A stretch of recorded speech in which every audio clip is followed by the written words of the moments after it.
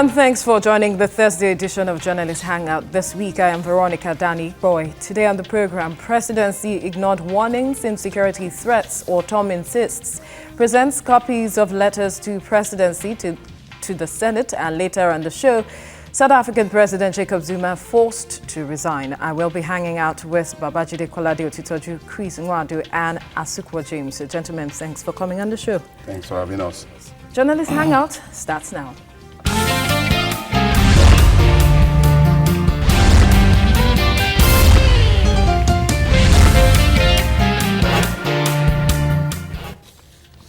Well, Benue State Governor Samuel Ortom is angry. He is angered by the sickening wave of senseless killings in his state by herdsmen who have focused their heinous attacks on Logo and Guma local government areas. At least 100 people have so far been killed and thousands more displaced from their homes.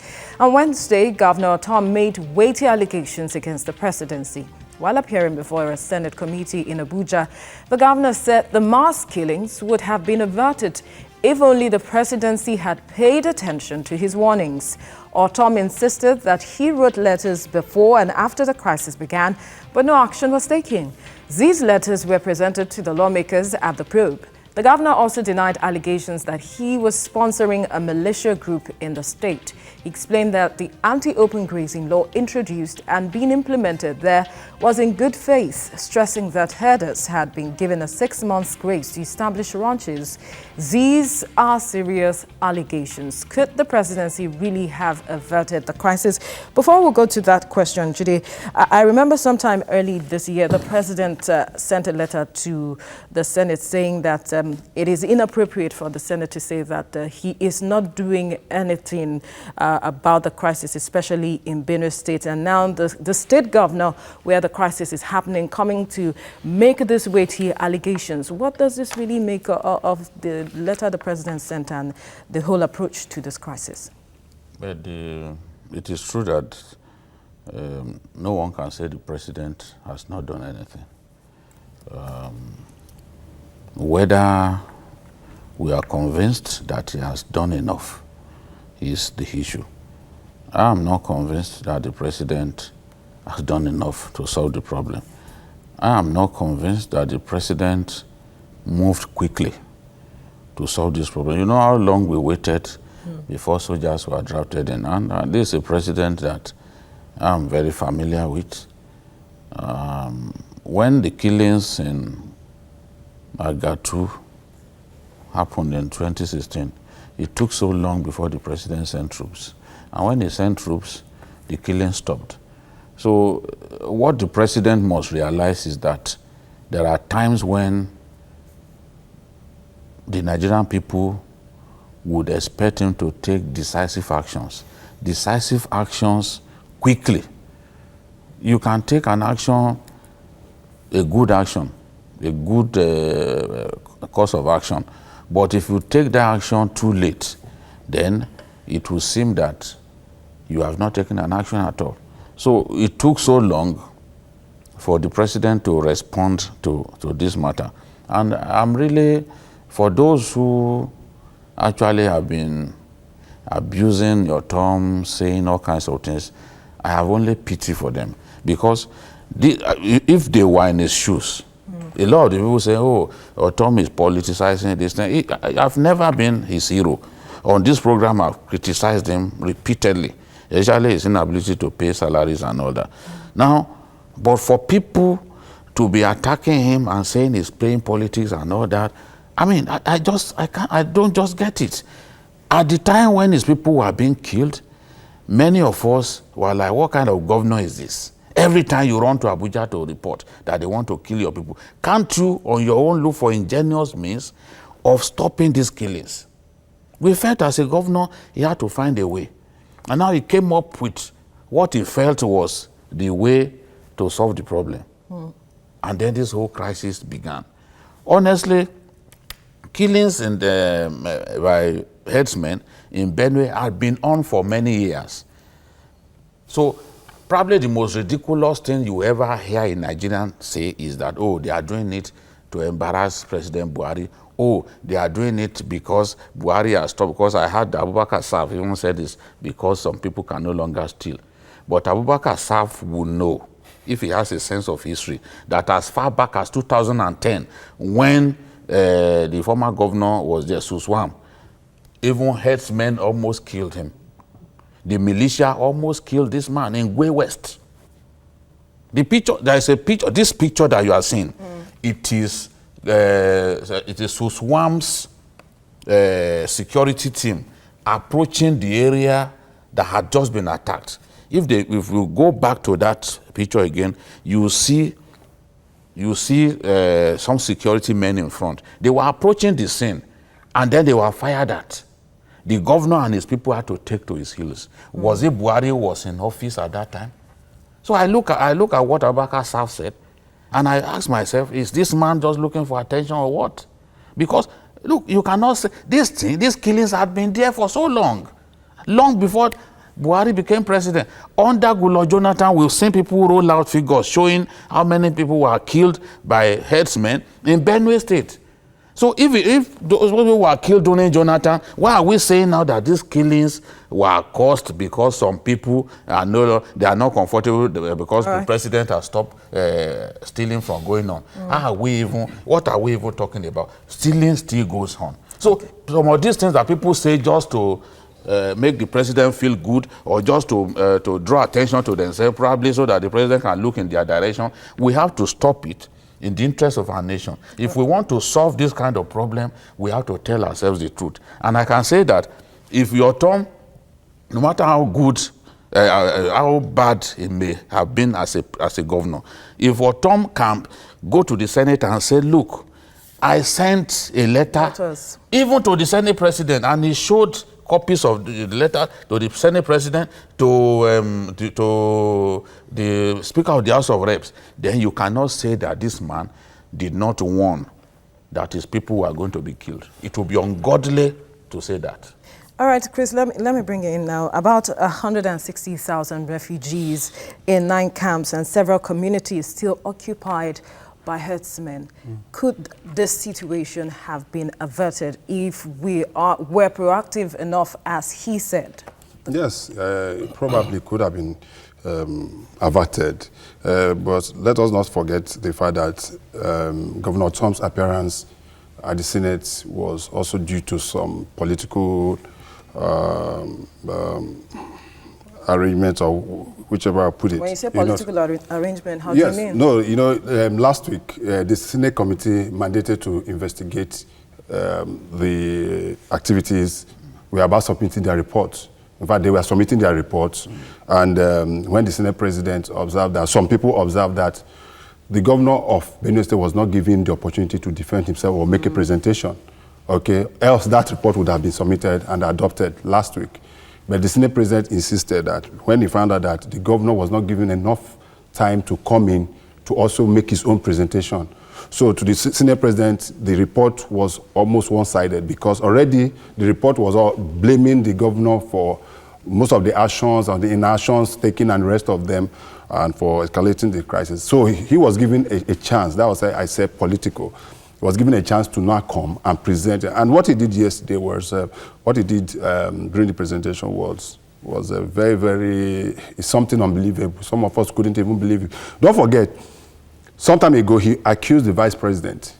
Okay, there was a time the president when the president was not in the country. The time the president traveled out for acting, when he was acting president, when the vice president was the acting president, he said he wrote a letter to the acting president, and he did not. It was a heated debate within that period too, some time ago.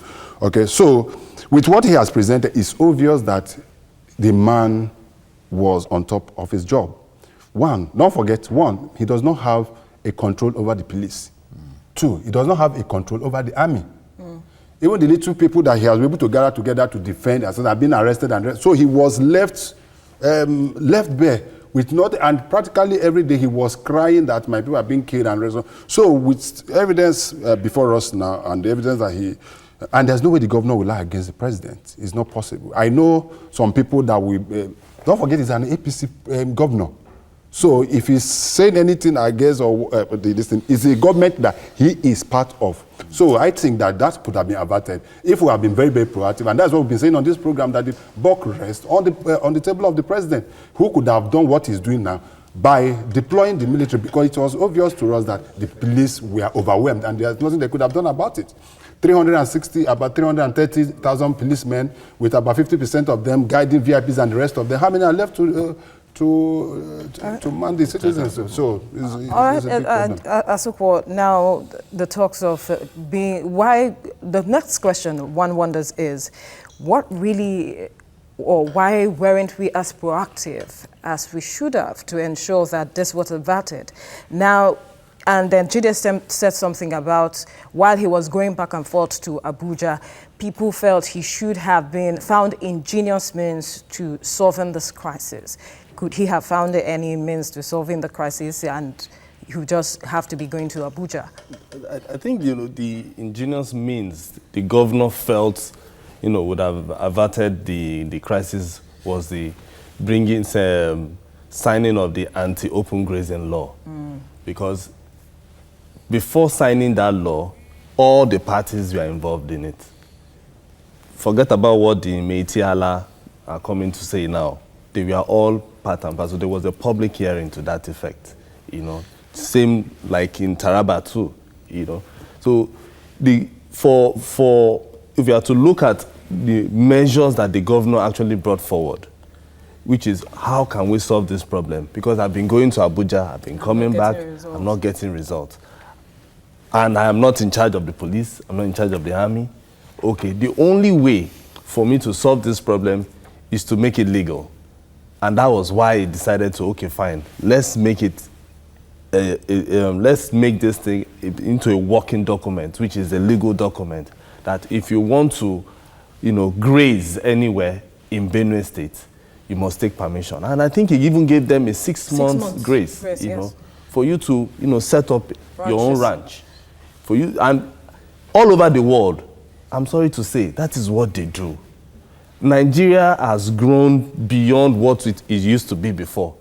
Because I hear when the Minister of Defense was saying that it is because they have blocked the grazing routes. So many places in Nigeria now have developed to the extent that there are no space again in Nigeria. And we grew up to know, and even till now, Benue being the food basket of Nigeria, if something like this continues, I don't know whether the government is also thinking, if this thing continues, then there will be food crisis. And that is what they are not looking at. And maybe, perhaps, that is what the governor was also looking at. Let's set up this law, everybody starts ranching, so that the people who are ranching will ranch, and the people who are farming will also farm, and then there will be peace. So, him going to the presidency to begin to look for the other option, which is to secure his people, was just the right thing to do. But I think the only solution he had in mind was that law. And I think that is just the best thing to do for now. Because all these cattle colony, that is just semantics as far as I'm concerned.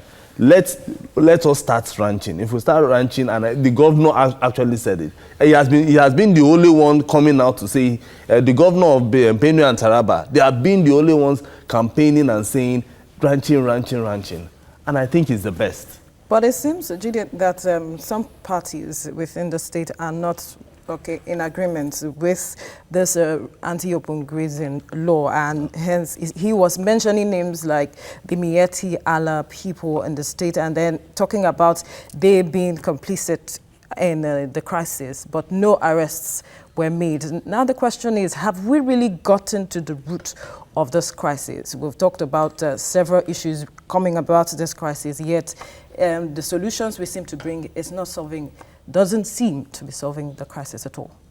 Look, in my view, the implementation of the law was hasty because not many Fulani cattle rearers are buoyant enough to buy a piece of land for ranching.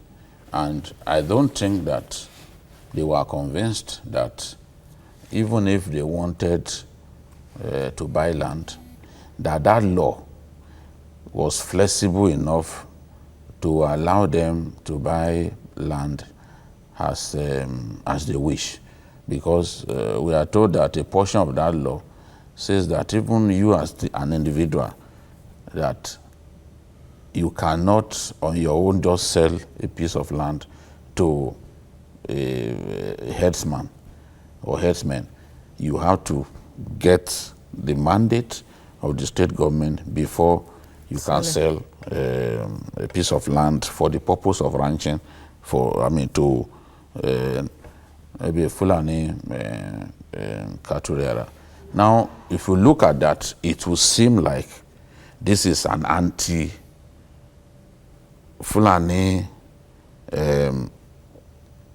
cattle rearers law. That it will seem like a law designed to exterminate their business, make it difficult for them to survive. If you want a transition to a new way of doing things, then you need time. The sensitization has to be massive. The places you have to create grazing areas. It's not that this one will come, oh, I want to buy a piece of land in Guma. I want to buy a piece of land in Gwe West. I want to buy a piece of land in Logo. Government has to come prepared. But here is a governor who was already looking at the next election, and he felt, look, if the killing of my people should continue, there's no way I will stand a chance of winning, because they will think, oh, this is not a governor that can protect their lives. You saw how Ambode went in Lagos, shortly after he became a governor, brigands literally took over Lagos, attacking people in traffic gridlocks and all that. He had to find a way. And policemen were drafted to all those sensitive areas. You know? So the point that I'm making is, there are many people out there who believe that Governor Ortom just came up with that law to make it difficult for them to survive in business, and that because this is about their own survival, they had to find a way to sabotage the law. Remember, the first set of people killed were even those livestock guards.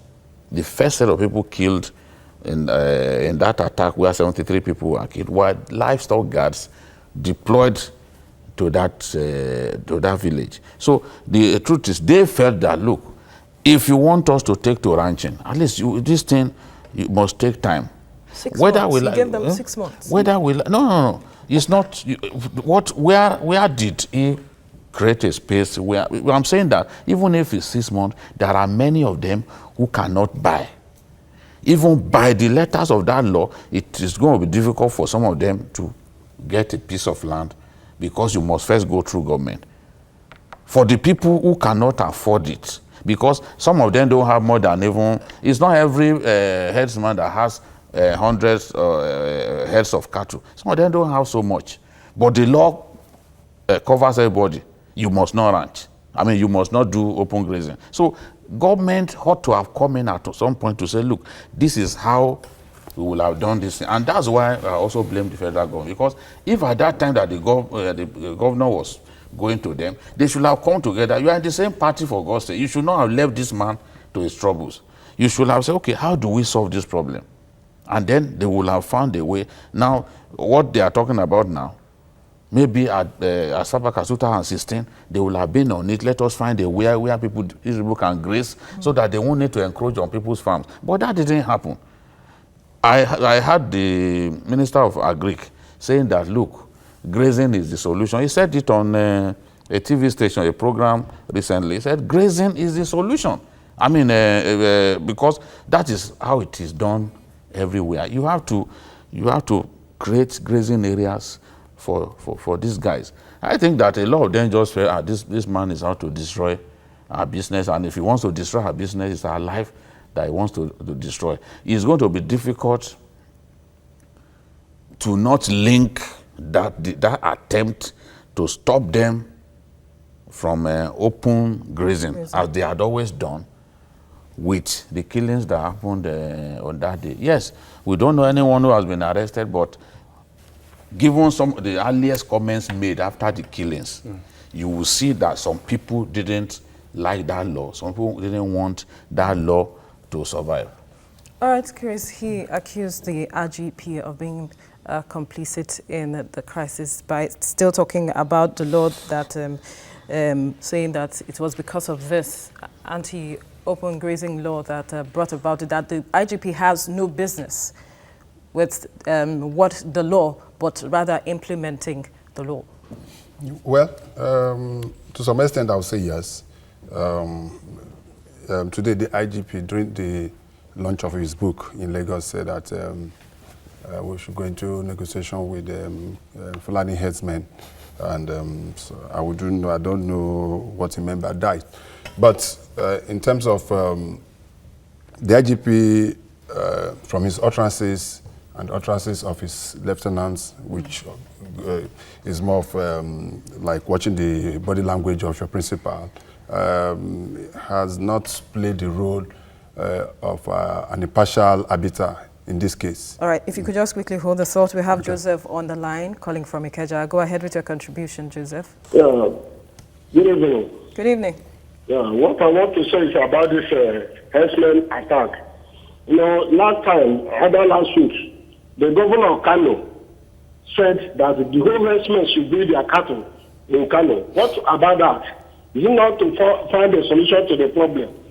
And secondly, Sambisa Forest is enough for them to graze their cattle. Now, is it the first time that Nigeria have been seeing cattle in this country? What Babajide is saying there is very wrong. I don't take it for him by saying that those people don't have enough money to get land for grazing. All right, thank you, Joseph, for your contribution. Yes, you might, you might want to clear say the... everybody. I said some of them. Yes, You see, our people who are ignorant. This is a fact. There are people who do not have more than 10 heads of cattle. You tell that one to go and buy a piece of land in Benue. We will not be able to afford it. That is the truth. We should be able to create a situation whereby that transition becomes easy for everybody. Maybe we want to solve a problem. You know, they say when you want to lead the bull out of a China shop, you have to be careful. Treat it like royalty. Oh yeah, that is the dog. Just go. You know, that's the way to solve a problem. Not say, okay, everybody just go. Some of them didn't have enough money or don't have enough money to buy land. Okay. So they can be supported. All right, Chris. Yeah. Yes, as I was saying. So under the circumstances, I expected the police IG to have done more, okay, and but he was unable to do that. Coupled with his utterances, as I said before, he was finally asked to go to Benue. It was a communal clash. So without even taking, that means your men on ground don't even know what is happening.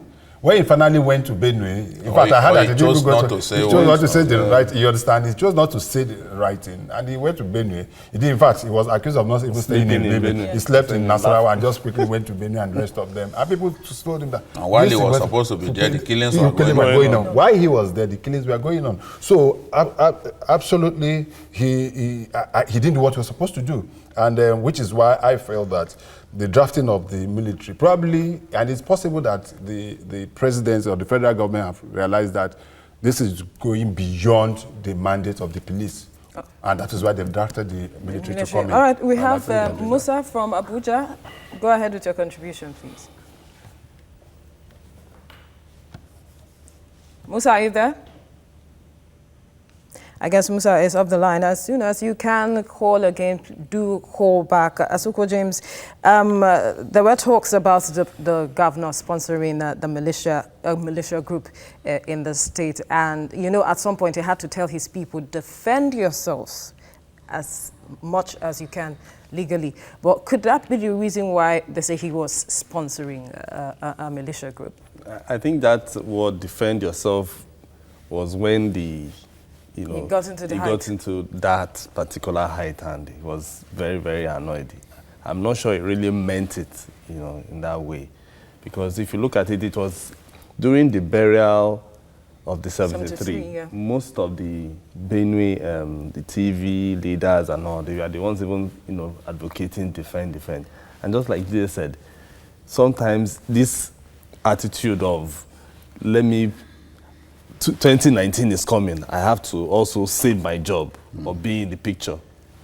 Because people are saying it around, he will also have to chip it so that when it comes to the ballot, he will be part and parcel of, they will vote him. So I think that word, defend yourself, actually came when others were saying, okay, make sure you also defend yourself. For people to now claim that he's sponsoring a militia group, we need evidence. We are journalists. We deal with evidence. Just like when you go to the court, the judge will say, what is your evidence? Bring the evidence. That is the only way that the judge will say, okay, fine, this is. So we need people to come out and tell us, okay, fine, it is so person that is giving me this gun. We know that most politicians, they have their thugs, but when it comes to militia group is not just one, it's not two. It is like hundreds, 1,000, 2,000 people, and all of them will be harmed. And they will also have champs, not just ordinary, So people will have to come and tell us how and where this meeting is being held so that we're able to say, okay, it is this governor that has been giving them, or whether it's true or not. All right, we have George on the line calling from Lagos. George, go ahead with your contribution. Hello, good evening. Good evening. Good evening, the guest there. Good evening. Yeah, when you watch these things that are going on, it feels that Fulani has a freedom to kill, and they go away with it. Nobody will arrest them. You see what has been going on. Nobody even touched any Fulani.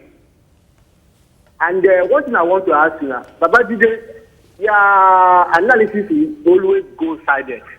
You always be as if that you are supporting Buhari. This thing that is going on. So how did I support the president when I said he didn't act fast? Is that how to support him? When I said he wasted time, to send troops, that's how to support him, eh? It's a personal business. No, and then even the Fulanis, I know recently some Fulanis were arrested and prosecuted. They are already in court. So we shouldn't say that, we shouldn't say that nobody has been arrested. Even along Kaduna, Abuja highway, Fulanis, the negatively inclined Fulanis who are kidnapping people on that highway, they've been arrested. We see them on TV paraded. So where did they get the information that, in Nigeria, Fulanis are free to kill? And it is wrong to even label a whole people, Exactly. Because every tribe has its bad eggs. Exactly. So the people, the cattle rustlers who are Fulanis, they are the bad eggs among the Fulani. The people who are killing people, they are the bad eggs. So let's address continue those with people. this topic. We need to quickly go on a break. Whereas after this break, South African President Jacob Zuma forced to resign. Stay with us for details.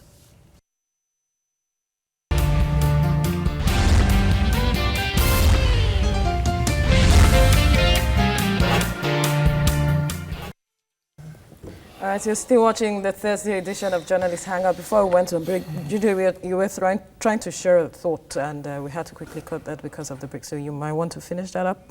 Well, I still think that farmers, the last caller was saying that it's private business, that that government should not intervene. But that is the problem. Our people, once they hear you say something, people will pick it up.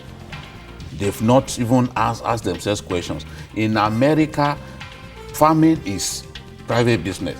But the American government continues to support farmers by heavily subsidizing, because there are years when, yields may not be good enough, but the government continues to support. In Thailand, the government heavily subsidizes rice. So what are we talking about? What is wrong in supporting private business? Didn't the other day when banks were going to crash in Nigeria, didn't Sanusi come up with a bailout for them with Amcon and the rest? Yes. So if they support people, support even private business so that we can have peace, what is wrong about that?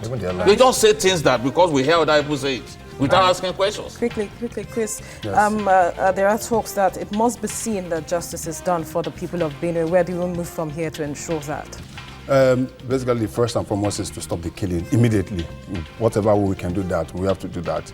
And also, presently as it goes, the people of Benue State, quote and unquote, no longer feel like they are Nigerians. And I'm telling you that as a fact. And they feel that they've been neglected, everybody have left them and to their plight and the rest of them.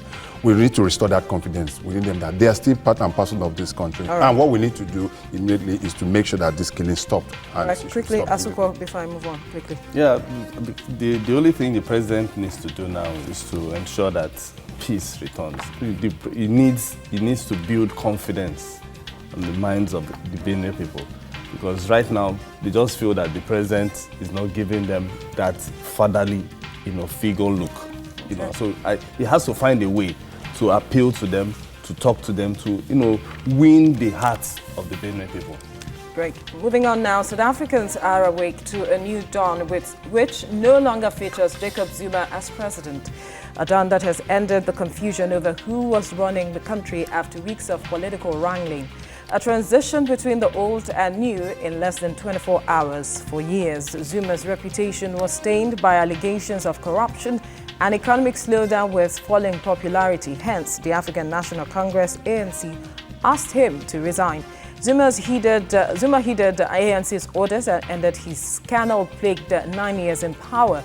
Though scheduled to stand down next year, Zuma is now succeeded by Deputy President Cyril Ramaphosa, with whom he had a power struggle. During a live broadcast on Wednesday, where he resigned his position, Zuma said he was unfairly treated by the party he joined in 1959 and in which he had fought for decades against apartheid white minority rule. Less than 24 hours after this, Ramaphosa was elected president by the South African Parliament. Considering the intense power tussle, what does this development portend for ANC and South Africa? Ajide, Zuma says he was unfairly treated. Would you say that was what happened? I think politics is about interests. It's an interest-driven game. The president, Zuma, had never been convicted by any court. Yes, there are allegations of corruption here and there, but he had never been convicted. So he felt if they were moving against him because of never-ending accusations of corruption, that they should have waited for him to be indicted or, convicted. So that's where it's coming from. He asked for between 3 to 6 months to give a semblance of transition so that during that time he can leave. But clearly, Ramaphosa was not prepared to wait for that long because Ramaphosa felt that having been elected as ANC leader, that he needed to start work, he needed to hit the ground running, so that young people can be galvanized, and the progress of South Africa will be assured. But every time he spoke to Zuma, they always praise Ramaphosa that, he's a fantastic negotiator and all that. But every time we spoke to Zuma, the nature of power, Zuma was not going to listen to him. He was not going to resign. Between Monday and Tuesday, they had this marathon meeting, the ANC leaders. And during that meeting, Ramaphosa drove straight to the home of the President Zuma and said, "Why don't you resign? We are giving you this chance to resign." But he still said he was not going to resign. And Ramaphosa went back to the meeting and told them, look, you have to demand that this man resigns because the opposition was already looking forward to February 22 for the no confidence vote. And if they allowed that no confidence vote, they had to wait until that time, then the credit will go to the opposition that they chased Zuma away. The alternative would have been for them to defeat that confidence vote brought forward by the opposition and then start their own confidence process of a fresh confidence vote. But they were not going to wait that long. So that was why they decided, okay, you have to leave. And don't forget, in August 2016, when they had these municipal elections, ANC was taught a big lesson. Yes. Even in areas where some of the anti-apartheid leaders were born, places like Port Elizabeth, places like Nelson Mandela Bay, they were defeated. If in Johannesburg, they had to struggle to win. That's the economic hub of their country. They had to struggle to win. In Port Elizabeth, which is an industrial hub, they lost. So the future of the party was already dicey because people have come to the conclusion that, look, Zuma is not the right person to lead the country. And in fact, that election was interpreted by the leader of the DA as a referendum on Zuma's presidency. So if the opposition saw that poor performance of the ANC in that election as a referendum on Zuma's presidency, it sent a clear message to the party that, look, if we continue this way, we will soon lose power. All right, quickly, Chris, what does this portend for the party ANC and South Africa as a country? Well, they say lightning doesn't strike twice at a spot. But within South Africa, lightning has struck twice because it's more like a payback time for Zuma. Don't forget what happened to Mbeki. Yes. Okay, exactly what happened was what happened to Mbeki when Zuma was the vice to Mbeki, and the way he hurriedly left. And over the years, since Zuma came into play, instead of him played the role of a reconciliatory leader, it has been division, one corruption, the other. It's so many. There are so many allegations. Don't forget, during the days of when HIV and AIDS started. I don't know how many of you remember. You remember what happened there? He showered. You just remember? Did you remember those days? He slept with I said he showered. And he showered. So that was it. And that was it. Our God is a faithful God. Yes. Because after that, he went for a test. Yes, and it was negative. You know, so that was. Although that's not to encourage exactly. to try it. To try it and then go and have it. So, you know, so that has been that. So that put him in a lot of this thing with the international community at that point in time, because there was a serious attempt to curtail the this thing. Then corruption, his mansions, how much money he was spending, his activities and rest of it. So it came to a head that South Africans, instead of, they were looking for some, you know, the problem with South Africa, Nelson Mandela has been able to raise the bar so much that anybody that comes, they use that to measure every other leader that came after that. And that has been the problem. So but coming back to your question. Isn't that a good problem? Well, it is a good one. It is, but it's so obvious that the issue is just too big for every one of them to step into. But coming back to the damage, ANC for now is fighting for its life and its bread. Gone are the days. That party is over. You understand? The unity that divided, just as Shebe said in his book, what did he say now? This fall apart. Center can no longer hold among them. Okay, there is opposition here. Don't forget, there was a youth leader that used to be one of the strongest points within the ANC. He has to be forced out. Malema, he has to be forced out. So it's the soul of the ANC that is being threatened. And the present vice president, the leader of ANC that now become the president, he has this kind of aura around him, just like our current president. This thing has been anti-corruption. He's younger. Yeah, that's apart from me, younger. But people have always seen that they're old. He's over 50, 70 something. They've always said that. Well, he has, in terms of a negotiation, in terms of foreign aid and the rest of them, he's a very good finance expert, and that is what. And you know, presently, South Africa is also facing serious economic challenges, and they feel that this is the man. So there will be a problem if they hadn't allowed the Zuma to resign and they have gone into an election. It would have been a big problem. I don't think that ANCs would have gotten it that Can easy. Cyril Ramaphosa rescue the soul of the ANC, rescue South Africa from the edge of its economic crisis, and bring back the glory that everyone expects? The demands from him is quite high. I must say. Seriously, because even this, before he was sworn in, both the ruling party, members of the ruling party, as well as the opposition, they praised him. I think it is now more about him as a person, you know, than him being a member of a political party.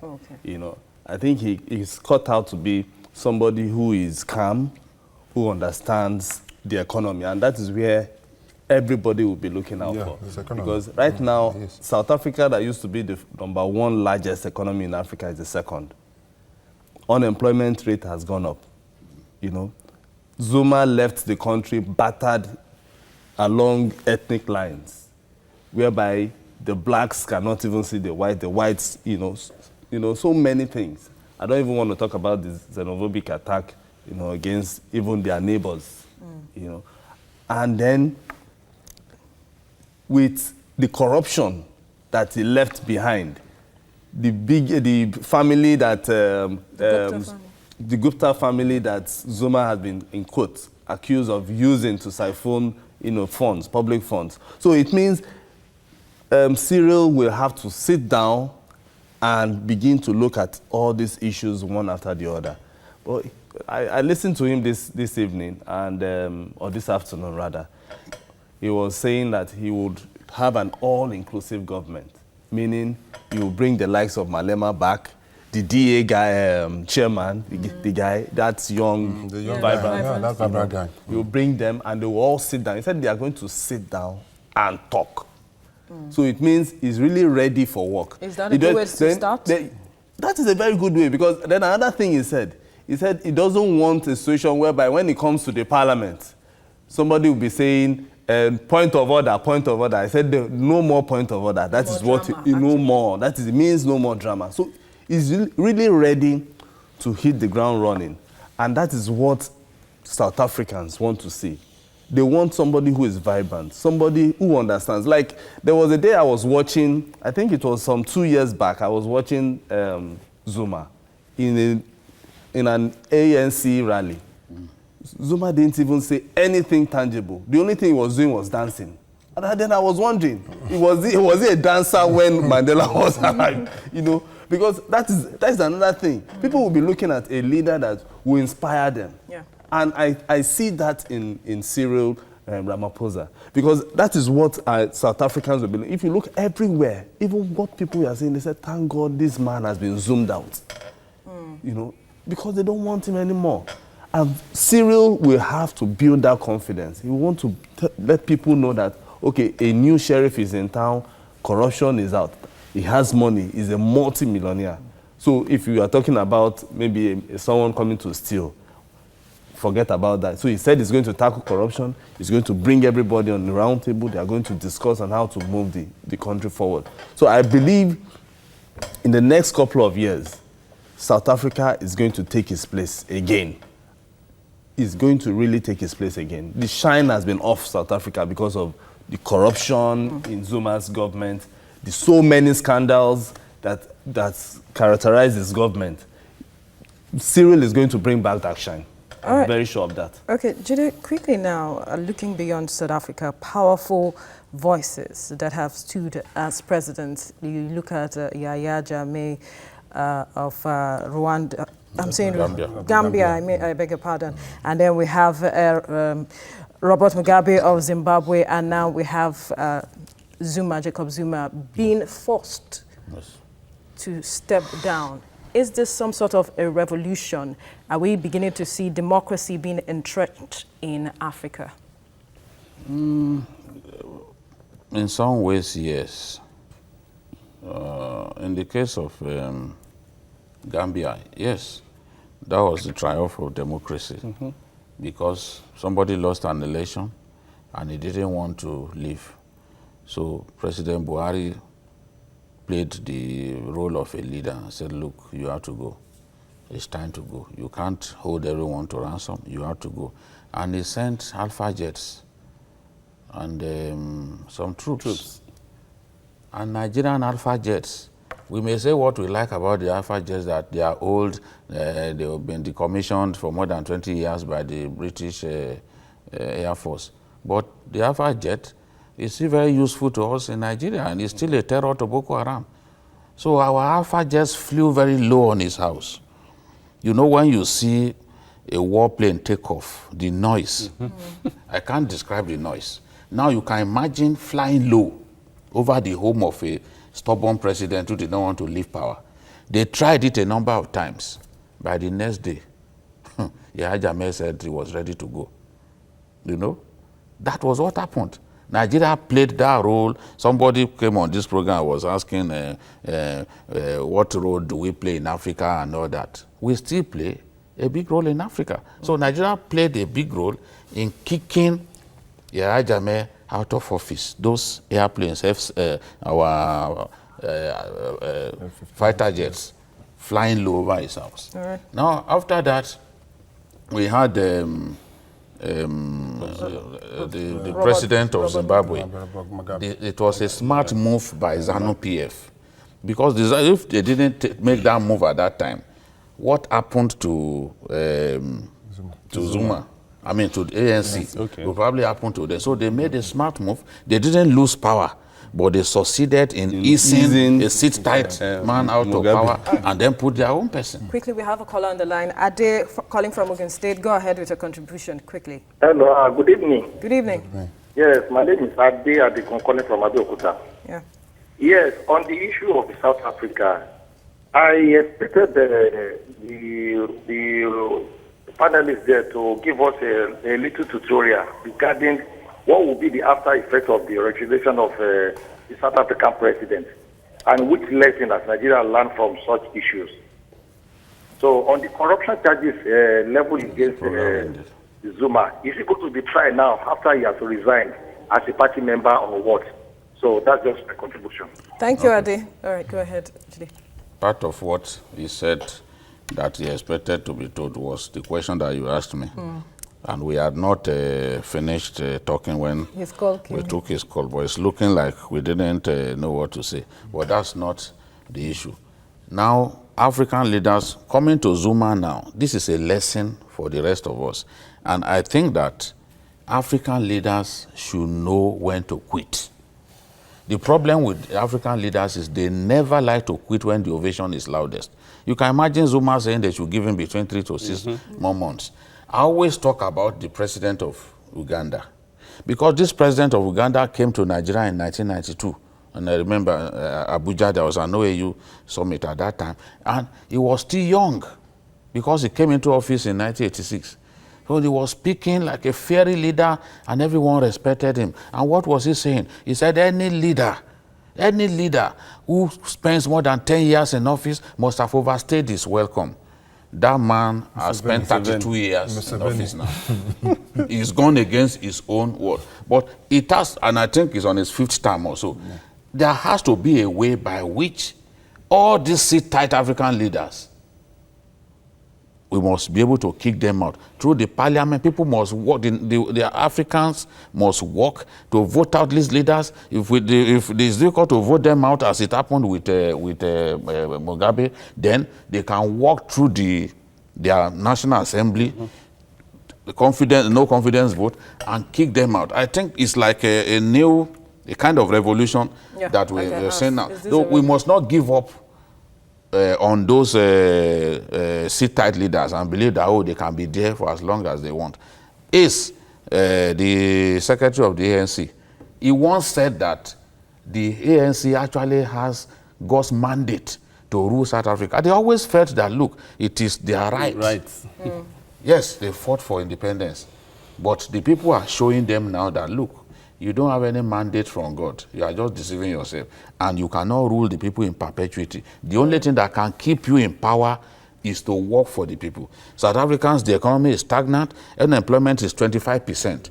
Leaders who cannot deliver, who cannot rule their people well, whether they are in Nigeria or anywhere, we must find a way to kick them out so that they can go and rest in their homes. All right, quickly, Chris, lessons for other African countries. Though Jide has touched on it, we need to get your own views quickly because we're running out of time. Yeah, it's a big lesson, and just as he rightly said, African leaders should now start looking inwards and try to have a mirror before themselves, to mirror themselves, what they are doing, whether they are doing the right thing.